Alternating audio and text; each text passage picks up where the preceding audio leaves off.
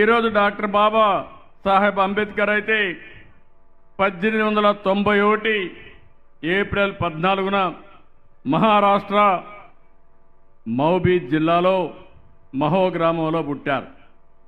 ఆయన అసలు పేరు భీమ్రావ్ రాంజీ అంబేద్కర్.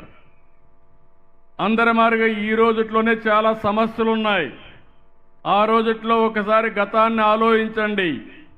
అంటరానితనం, వివక్షత, అవమానాలు, ఎక్కడ చూసినా అసమానత, సమాజంలో అనేక విధాలుగా షెడ్యూల్ కులాలంటే, బడుగు బలహీన వర్గాలంటే ఎక్కడికక్కడ వివక్షత చూపించేవారు. ఎన్నో కష్టాలు పడ్డాడు, అవమానాలు భరించాడు.